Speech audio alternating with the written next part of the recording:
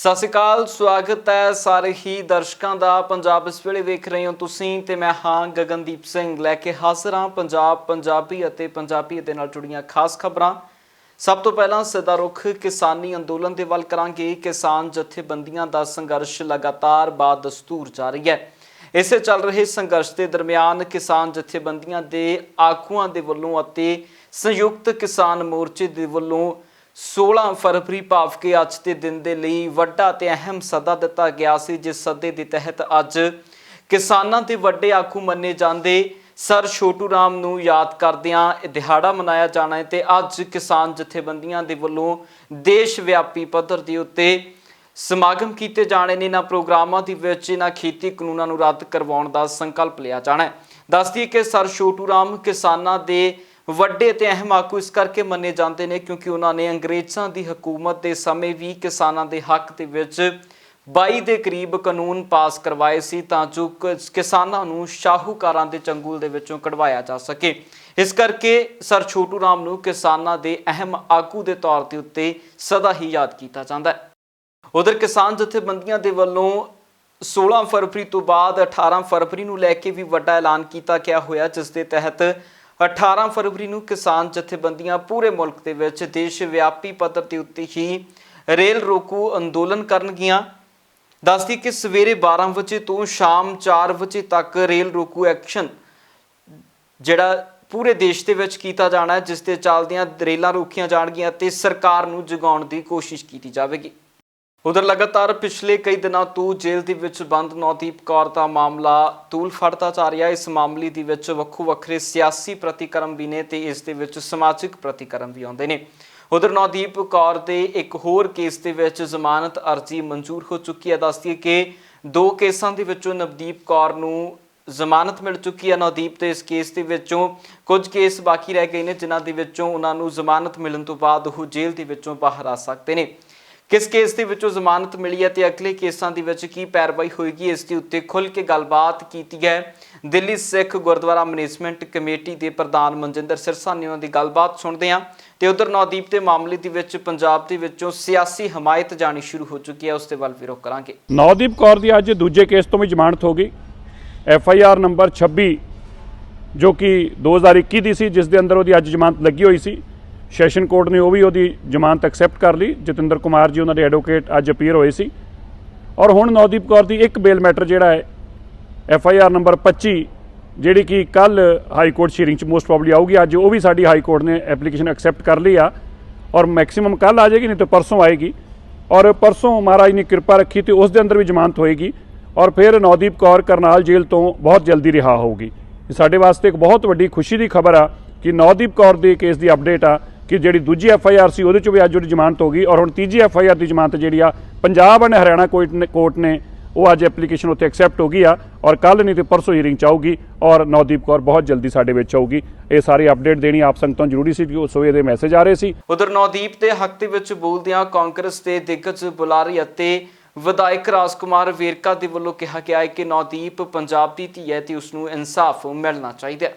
ਬਈ ਕੇਂਦਰ ਦੀ ਸਰਕਾਰ ਨੇ ਝੂਠੇ ਪਰਚੇ ਦਰਜ ਕਰਕੇ ਉਸ ਪੰਜਾਬ ਦੀ ਬੇਟੀ ਨੂੰ ਕਰਨਾਲ ਜੇਲ੍ਹ ਦੇ ਵਿੱਚ ਇਹ ਸੁੱਟਿਆ ਹੋਇਆ ਔਰ ਹਾਈ ਕੋਰਟ ਤੇ ਸਾਨੂੰ ਪੂਰਾ ਭਰੋਸਾ ਹੈ 2 ਕੇਸਾਂ 'ਚ ਉਹਨਾਂ ਦੀ ਜ਼ਮਾਨਤ ਹੋ ਗਈ ਹੈ, ਇੱਕ 'ਚ ਹੋਣ ਵਾਲੀ ਬਾਕੀ ਹੈ ਔਰ ਇਹ ਜਿੰਨਾ ਵੀ ਅਧਿਕਾਰੀਆਂ ਨੇ ਇਹ ਝੂਠੇ ਪਰਚੇ ਦਰਜ ਕੀਤੇ ਹੈ ਉਹ ਡਿਸਮਿਸ ਹੋਣੇ ਚਾਹੀਦੇ ਹੈ, ਉਹਨਾਂ ਦੇ ਖਿਲਾਫ ਕਾਰਵਾਈ ਹੋਣੀ ਚਾਹੀਦੀ ਹੈ ਔਰ ਜਿਹੜੀ ਹਰਿਆਣਾ ਸਰਕਾਰ ਹੈ ਉਹਨੂੰ ਮਾਫੀ ਮੰਗਣੀ ਚਾਹੀਦੀ ਹੈ ਔਰ ਉਹਨੂੰ ਬਿਨਾਂ ਸ਼ਰਤ ਰਿਹਾ ਕਰਨਾ ਚਾਹੀਦਾ। ਉਧਰ ਕਿਸਾਨਾਂ ਦੇ ਹੱਕ ਦੇ ਵਿੱਚ ਹੀ ਬਿਜਨੌਰ ਦੇ ਵਿੱਚ ਕਾਂਗਰਸ ਦੇ ਵੱਲੋਂ ਵੱਡੀ ਕਿਸਾਨ ਮਹਾ ਪੰਚਾਇਤ ਕੀਤੀ ਗਈ। ਇਸ ਮਹਾ ਪੰਚਾਇਤ ਦੇ ਵਿੱਚ ਖੁਦ ਕਾਂਗਰਸੀ ਆਗੂ ਪ੍ਰਿਯੰਕਾ ਗਾਂਧੀ ਪਹੁੰਚੇ ਨੇ। ਪ੍ਰਿਯੰਕਾ ਗਾਂਧੀ ਨੇ ਇਸ ਮੌਕੇ ਦੇ ਉੱਤੇ ਆਮ ਲੋਕਾਂ ਦੇ ਵਿੱਚ ਬੈਠ ਕੇ ਗੱਲਾਂ ਬਾਤਾਂ ਵੀ ਕੀਤੀਆਂ ਨੇ ਤੇ ਵੱਡੀ ਜਨ ਸਭਾ ਨੂੰ ਵੀ ਸੰਬੋਧਨ ਕੀਤਾ। ਇਸ ਮੌਕੇ ਦੇ ਉੱਤੇ ਪ੍ਰਿਯੰਕਾ ਗਾਂਧੀ ਦਾ ਕਹਿਣਾ ਸੀ ਕਿ ਇਹ ਖੇਤੀ ਕਾਨੂੰਨ ਰੱਦ ਹੋਣੇ ਚਾਹੀਦੇ ਨੇ ਤੇ ਨਾਲ ਹੀ ਪ੍ਰਿਯੰਕਾ ਗਾਂਧੀ ਨੇ ਉਹਨਾਂ ਜਹਾਜ਼ਾਂ ਦੇ ਬਾਰੇ ਵੀ ਟਿੱਪਣੀ ਕੀਤੀ ਹੈ ਜਿਹੜੇ ਪਿਛਲੇ ਦਿਨੀ ਕਾਫੀ ਚਰਚਾ ਦੇ ਵਿੱਚ ਰਹੇ ਨੇ।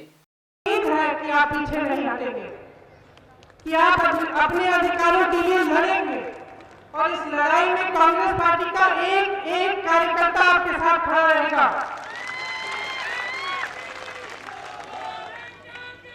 इस लड़ाई में हम आपके साथ हैं। मेरे भाई राहुल गांधी गांधी जी आपके साथ हैं, जिन्होंने संसद में किसानों की बात की, जिन्होंने संसद में कहा कि 2 मिनट मौन आप किसान के लिए रखिए जो शहीद हुआ है। और जितने भी सरकारी नेता थे, जो सरकार के नेता थे, सब अपनी जगह बैठे रहे, मजाक उड़ाते रहे, लेकिन विपक्ष का एक एक सांसद खड़ा हुआ और 2 मिनट का मौन उन्होंने रखा। राहुल गांधी आपके साथ है, कांग्रेस पार्टी का एक एक नेता आपके साथ है, एक एक कार्यकर्ता आपके साथ है। और मैं आपको आज यहाँ ये कहने आई हूँ कि मैं आपका साथ नहीं छोड़ूंगी। जब जब आप संकट में होंगे, मैं आपके पास आऊंगी। और मेरी जान, मेरा धर्म आप है। ਉਧਰ ਟੂਲਕਿਟ ਮਾਮਲਾ ਵੀ ਲਗਾਤਾਰ ਸੁਰਖੀਆਂ ਦੇ ਵਿੱਚ। ਇਸ ਮਾਮਲੇ ਦੇ ਵਿੱਚ ਦਿਸ਼ਾ ਰਵੀ ਦੀ ਗ੍ਰਿਫਤਾਰੀ ਹੋਣ ਤੋਂ ਬਾਅਦ ਇਹ ਮਾਮਲਾ ਹੋਰ ਵੱਡੀਆਂ ਸੁਰਖੀਆਂ ਦੇ ਵਿੱਚ ਹੈ। ਇਸ ਮਾਮਲੇ ਨੂੰ ਲੈ ਕੇ ਦਿੱਲੀ ਪੁਲਿਸ ਦੇ ਵੱਲੋਂ ਪ੍ਰੈਸ ਕਾਨਫਰੰਸ ਵੀ ਕੀਤੀ ਗਈ ਹੈ ਤੇ ਅਹਿਮ ਖੁਲਾਸੇ ਦਿੱਲੀ ਪੁਲਿਸ ਨੇ ਪ੍ਰੈਸ ਕਾਨਫਰੰਸ ਦੇ ਦੌਰਾਨ ਕੀਤੇ ਨੇ। 4 फरवरी 2021 को सोशल मीडिया मॉनिटरिंग के दौरान एक गूगल डॉक्यूमेंट टूलकिट के बारे में पता लगा जो ट्विटर पर शेयर किया गया था। इस टूलकिट के एक भाग में प्रायर एक्शन के नाम से कुछ एक्शन पॉइंट्स लिखे थे, जैसे 26 जनवरी और उससे पहले हैशटैग के द्वारा डिजिटल स्ट्राइक करना, 23 जनवरी से ट्वीट स्टॉर्म शुरू करना, 26 जनवरी को फिजिकल एक्शन। इसी डॉक्यूमेंट के दूसरे भाग में भारत के सांस्कृतिक धरोहर जैसे योग और चाय को हानि पहुंचाना और भारतीय दूतावास को टारगेट करने जैसे कार्य उल्लिखित है। इस टूल किट में दिए गए समयबद्ध एक्शन पॉइंट और कार्यक्रम को जब दिल्ली में घटित वास्तविक घटनाक्रम के परिप्रेक्ष्य में देखा गया तो बात प्रत्यक्ष रूप से दिखी कि दिए गए एक्शन प्लान को हुबहू निष्पादित किया गया और अमल में लाया गया। Non governmental organisations, media houses जो हमारे आपके सबके संज्ञान में है, उनको फॉलो करने की बात करें। उन्हीं के बीच में एक अटपटा सा नाम दिखेगा आपको, दैट इज पीटर फ्रेडरिक। सो अब आपका सवाल ये है कि पीटर फ्रेडरिक साहब कौन है? तो इंडियन सिक्योरिटी एस्टैब्लिशमेंट इनको जानता है 2005-6 साल से। इनका नाम उभरा था, एक भजन सिंह बिंडर साहब है, BS बिंडर एलियस इकबाल चौधरी जो ISI के K2 टेस्ट के बहुत पुराने प्रोपोनेंट में हैं, उनके साथी होने की वजह से इनका नाम 2006-7 से इंडियन सिक्योरिटी एजेंसीज के रडार पे रहा है। पीटर फ्रेडरिक साहब कई सारे ऑर्गेनाइजेशंस चलाते हैं BS बिंडर साहब के साथ, और BS बिंडर साहब खुद पहले कभी ड्रग्स की स्मगलिंग के लिए, कभी फायर आर्म की पेडलिंग के लिए काफ़ी लंबा इनका इतिहास था। At one point of time USDA के भी एक UI को कहे थे BS बिंडर।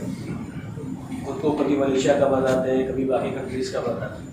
अब प्रश्न सिर्फ ये है कि पीटर फ्रेडरिक का नाम एज अ रिसोर्स पर्सन इस पर्टिकुलर टूल किट में क्यों डाला गया? क्या ये वो धारीवाल के कहने पर डाला गया, या दिशा, निकिता एंड बाकी सबका इनसे कोई डायरेक्ट कनेक्शन भी है, एंड थ्रू इनके BS बिंडर से कोई डायरेक्ट कनेक्शन है? So that is a matter of investigation which we expect to find out in the coming days। ਉਧਰ ਟੂਲਕਿਟ ਮਾਮਲੇ ਦੇ ਵਿੱਚ ਹੀ ਵਿਦਿਆਰਥੀ ਸੰਗਠਨ ਵੀ ਹੁਣ ਦਿਸ਼ਾ ਰਵੀ ਅਤੇ ਨੌਦੀਪ ਦੇ ਹੱਕ ਦੇ ਵਿੱਚ ਬੋਲਦੇ ਨਜ਼ਰ ਆਏ ਨੇ। ਇਹਨਾਂ ਵਿਦਿਆਰਥੀ ਸੰਗਠਨਾਂ ਦੇ ਵੱਲੋਂ ਪ੍ਰਦਰਸ਼ਨ ਵੀ ਕੀਤਾ ਗਿਆ ਹੈ। ਵਿਦਿਆਰਥੀ ਸੰਗਠਨ ਪੰਜਾਬ ਭਵਨ ਅਤੇ ਹਰਿਆਣਾ ਭਵਨ ਦਾ ਘਿਰਾਓ ਕਰਨ ਦੀ ਲਈ ਚਾਲੇ ਪਾ ਕੇ ਗਏ ਸਨ, ਜਿਸ ਦੇ ਲਈ ਇਹਨਾਂ ਨੂੰ ਪਹਿਲਾਂ ਹੀ ਰੋਕ ਲਿਆ ਗਿਆ ਹੈ ਤੇ ਬੈਰੀਗੇਟਿੰਗ ਕਰ ਦਿੱਤੀ ਗਈ ਸੀ, ਜਿੱਥੇ ਇਹਨਾਂ ਬੈਰੀਗੇਟਿੰਗ ਦੇ ਕੋਲ ਖੜ ਕੇ ਹੀ ਨਾਅਰੇਬਾਜ਼ੀ ਕੀਤੀ ਹੈ ਤੇ ਨੌਦੀਪ ਕੌਰ ਤੇ ਸਮੇਤ ਦਿਸ਼ਾ ਰਵੀ ਨੂੰ ਵੀ रिहा करने की मांग की है।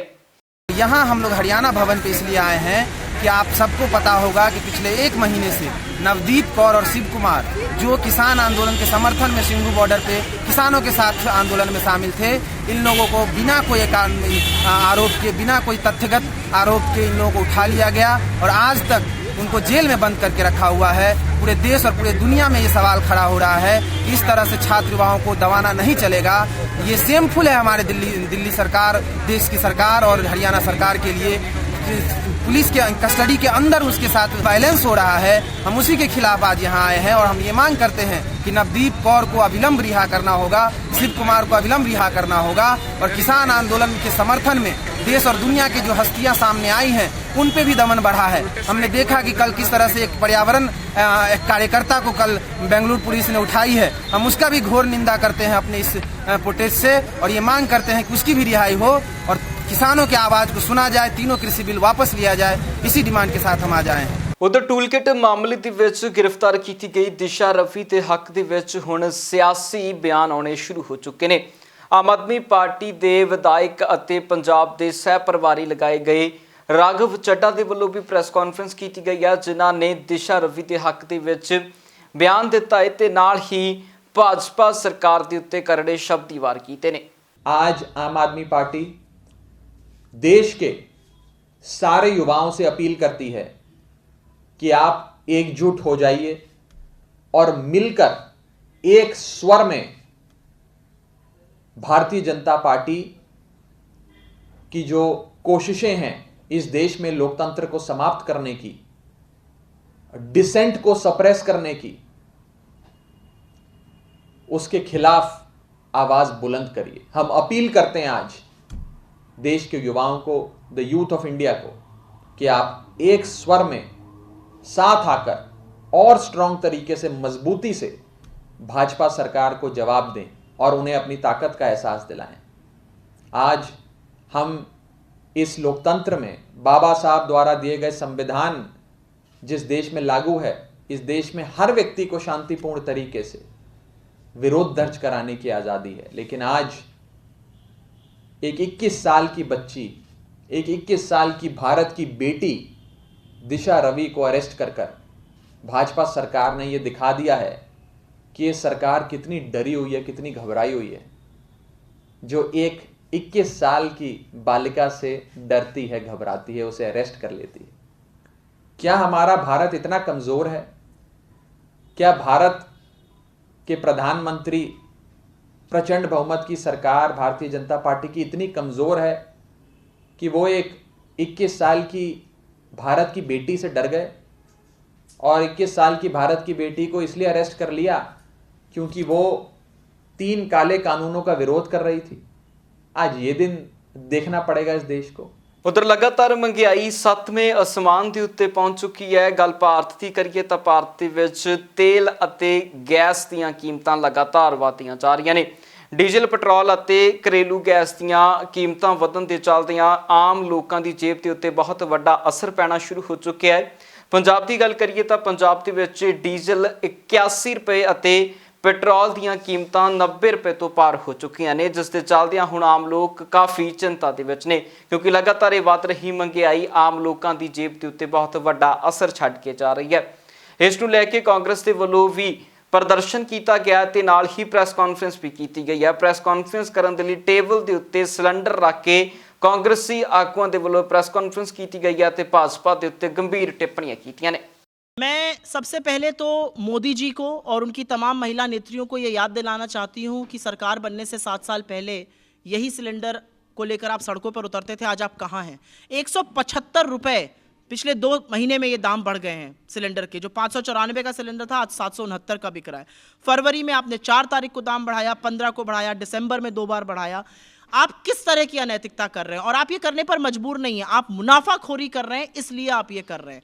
आपने एक्साइज ड्यूटी पर 24 लाख करोड़ रुपए कमा लिए। अब तो आम जनता को थोड़ी राहत दीजिए। आपने एक्साइज ड्यूटी डीजल पर हमारी सरकार के दौरान 3.5 रुपए की थी, उसको 33 रुपए कर दिया। हमारी सरकार के दौरान एक्साइज ड्यूटी पेट्रोल पर 9 रुपए की थी, उसको 32 रुपए कर दिया। इसी को वापस ले लीजिए तो लोगों के अंदर राहत आ जाएगी। आप ऐसा नहीं कर रहे हैं और उसी का परिणाम है कि लॉकडाउन में देश में 100 पूंजीपतियों की आय इतनी बढ़ी है जिससे कि 14 करोड़ भारतीयों को 94,000 रुपए प्रति व्यक्ति दिया जा सकता है। इस खाई को बढ़ाने वाले आप हैं, क्योंकि हम दो और हमारे दो की सरकार आप चलाते हैं। इसके बारे में जब हम रणनीति बनाएंगे और जब फाइनल डिसीजन होगा आपको कन्वे किया जाएगा। मुझे लगता है किसान अभी तक बहुत ही गांधीवादी तरीके से और शांतिपूर्ण तरीके से अपना प्रदर्शन कर रहे हैं। 200 लगभग किसानों की शहादत हो चुकी है और मोदी जी की आंख उनके बारे में नम नहीं होती है। एक शब्द श्रद्धांजलि का, संवेदना का, सहानुभूति का उनके परिवारों के बारे में नहीं निकलता है। उधर पंजाब दे विच बीते दिनी होईयां नगर निगम चोणां नूं लैके लगातार सियासी प्रतिक्रम सी, जिस दे विच विरोधी धिरां दे वल्लों पंजाब दी कैप्टन अमरिंदर सिंह सरकार दे उत्ते गंभीर इल्जाम लाए गए, जिस दे तहत उन्हां दा कहना सी कि पंजाब दे विच नगर निगम चोणां दे दरमियान धांधली होई है, जिस नूं लैके खुद कांग्रेसी सांसद गुरजीत औजला के वल्लों जवाब दिता गया। उन्होंने कहना है कि कांग्रेस नूं जितदा वेख अजिहे इल्जाम विरोधी धिरां दे वल्लों लगाए जा रहे हैं। पंजाब दे विच जिन्नियां भी इलैक्शन होईयां ने 2017 तो पहलां लुੱਟੀਆਂ ਜਾਂਦੀਆਂ ਰਹੀਆਂ। ਉੱਥੇ ਅਧਿਕਾਰ ਨਹੀਂ ਦਿੱਤੇ ਜਾਂਦੇ ਰਹੇ, ਪਰ ਹੁਣ ਵੀ ਉਹ ਮਾਹੌਲ ਪੈਦਾ ਕਰਨਾ ਚਾਹੁੰਦੇ ਸੀ। ਮੈਂ ਤੁਹਾਡੇ ਮਾਧਿਅਮ ਰਾਹੀਂ ਲੋਕਾਂ ਨੂੰ ਬੇਨਤੀ ਕਰੂੰਗਾ ਕਿ ਤੁਸੀਂ ਜ਼ਰੂਰ ਦੇਖੋ ਕਿ ਜਿੰਨੀਆਂ ਵੀ ਇਲੈਕਸ਼ਨ 2017 ਤੋਂ ਬਾਅਦ ਕਾਂਗਰਸ ਸਰਕਾਰ ਵੇਲੇ ਮੁੱਖ ਮੰਤਰੀ ਕੈਪਟਨ ਅਮਰਿੰਦਰ ਸਿੰਘ ਜੀ ਦੀ ਰਹਿਨੁਮਾਈ ਦੇ ਹੇਠ ਹੋਈਆਂ ਨੇ, ਸਾਰੀਆਂ ਸ਼ਾਂਤੀ ਦੇ ਨਾਲ, ਚਾਹੇ ਉਹ ਬਾਈ ਇਲੈਕਸ਼ਨ ਹੋਵੇ ਗੁਰਦਾਸਪੁਰ ਤੋਂ ਸ਼ੁਰੂ ਹੋਈਆਂ, ਜਿੰਨੀਆਂ ਬਾਈ ਇਲੈਕਸ਼ਨ ਨੇ ਸਾਰੀਆਂ ਤੁਸੀਂ ਦੇਖ ਸਕਦੇ ਜੇ MLA ਹੋਈਆਂ ਹੋਣ, ਕੌਂਸਲਰ ਦੀਆਂ ਇਲੈਕਸ਼ਨਾਂ ਵੱਡੇ ਸ਼ਹਿਰਾਂ ਦੇ ਵਿੱਚ ਹੋਈਆਂ ਜਿਹੜੀਆਂ ਪਟਿਆਲੇ, ਜਲੰਧਰ, ਲੁਧਿਆਣਾ, ਅੰਮ੍ਰਿਤਸਰ ਦੇ ਵਿੱਚ, ਉਹਦੇ ਨਾਲ ਜ਼ਿਲ੍ਹਾ ਪ੍ਰੀਸ਼ਦ, ਬਲਾਕ ਸੰਮਤੀ ਔਰ ਨਾਲ ਦੀ ਨਾਲ ਸਰਪੰਚਾਂ ਦੀਆਂ ਇਲੈਕਸ਼ਨ। ਇਹ ਲੋਕ ਫੈਸਲਾ ਕਰਨ ਵੀ ਕਿਤੇ ਵੀ ਉਹਨਾਂ ਨੇ ਕੋਈ ਇਹੋ ਜਿਹੀ ਸਰਕਾਰ ਵੱਲੋਂ ਕੋਈ ਮਤਲਬ ਕਾਰਵਾਈ ਕੀਤੀ ਗਈ ਹੋਵੇ ਜਿਹੜੀ ਮਤਲਬ ਗੈਰ ਕਾਨੂੰਨੀ ਹੋਵੇ, ਕਿਤੇ ਵੀ ਨਹੀਂ ਹੈਗਾ। ਸਰਕਾਰ ਨੇ ਪੂਰਾ ਮੌਕਾ ਦਿੱਤਾ ਹਰ ਇੱਕ ਨੂੰ ਇਲੈਕਸ਼ਨ ਲੜਨ ਦਾ, ਪ੍ਰਚਾਰ ਕਰਨ ਦਾ, ਔਰ ਕਿਸੇ ਦਾ ਪੇਪਰ ਜਿਹੜੇ ਆ ਉਹ ਰਿਜੈਕਟ ਨਹੀਂ ਕੀਤੇ ਗਏ, ਜਦ ਕਿ ਪਿਛਲੀਆਂ ਸਰਕਾਰਾਂ ਦੇ ਵਿੱਚ ਪੇਪਰ ਜਿਹੜੇ ਸੀ ਉਹ ਦਾਖਲ ਹੀ ਨਹੀਂ ਕਰਨ ਦਿੱਤੇ ਜਾਂਦੇ ਸੀ। ਉਹ ਬੜਾ ਵੱਡਾ ਇੱਕ ਧੱਕਾ ਸੀ ਜਿਹੜਾ ਲੋਕਤੰਤਰ ਦੇ ਨਾਲ ਕੀਤਾ ਜਾਂਦਾ ਸੀ, ਪਰ ਕੈਪਟਨ ਸਾਹਿਬ ਨੇ ਬਿਲਕੁਲ ਸ਼ਾਂਤਮਈ ਤਰੀਕੇ ਨਾਲ ਇਲੈਕਸ਼ਨ ਕਰਾਈਆਂ ਨੇ। ਤੇ ਹੁਣ ਜਿਹੜੀ ਆਰੋਪ ਦੀ ਗੱਲ ਹੈ, ਉਹਨਾਂ ਨੂੰ ਪਤਾ ਇਲੈਕਸ਼ਨ ਉਹਨਾਂ ਨੇ ਹਾਰਨੀ ਆ, ਇਸ ਕਰਕੇ ਆਰੋਪ ਲਾ ਰਹੇ ਨੇ, ਕਿਉਂਕਿ ਕਹਿ ਦੇਣਗੇ ਜੀ ਇਸ ਕਰਕੇ ਇਲੈਕਸ਼ਨ ਹਾਰ ਗਏ ਆ ਕਿ ਇੱਥੇ ਧੱਕਾ ਹੋਇਆ, ਪਰ ਲੋਕਾਂ ਨੂੰ ਤਾਂ ਪਤਾ ਨਾ ਉਹਨਾਂ ਧੱਕੇ ਨਾਲ ਵੋਟ ਪਾਈ ਨਹੀਂ, ਉਹਨਾਂ ਦੇ ਆਪਣੇ ਅਧਿਕਾਰ ਦੀ ਵਰਤੋਂ ਕੀਤੀ ਹੈ।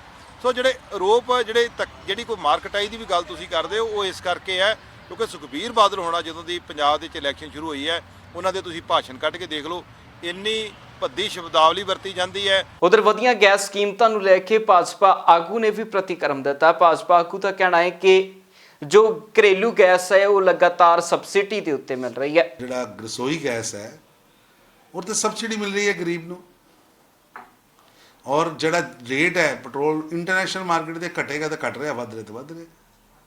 ਸਰਕਾਰ ਇਹ 'ਚ ਕੋਈ ਹਸਤਕਸ਼ੇਪ ਹੀ ਨਹੀਂ ਕਰ ਰਹੀ, ਮਾਰਕੀਟ ਦਾਮ ਤੇ ਚੀਜ਼ਾਂ ਮਿਲ ਰਹੀਆਂ, ਇੰਟਰਨੈਸ਼ਨਲ ਰੇਟ ਤੇ ਚੀਜ਼ਾਂ ਮਿਲ ਰਹੀਆਂ। ਪੰਜਾਬ ਇਸ ਵੇਲੇ ਦੇ ਵਿੱਚ ਫਿਲਹਾਲ ਦੇ ਲਈ ਇੰਨਾ ਹੀ, ਫਿਰ ਮੁੜ ਹਾਜ਼ਰ ਹੁੰਦੇ ਆ ਨਵੀਆਂ ਤੇ ਤਾਜ਼ਾ ਅਪਡੇਟਸ ਦੇ ਨਾਲ। ਤਦ ਤੱਕ ਲਈ ਮੈਨੂੰ ਦੀ ਇਜਾਜ਼ਤ, ਬਹੁਤ ਬਹੁਤ ਧੰਨਵਾਦ।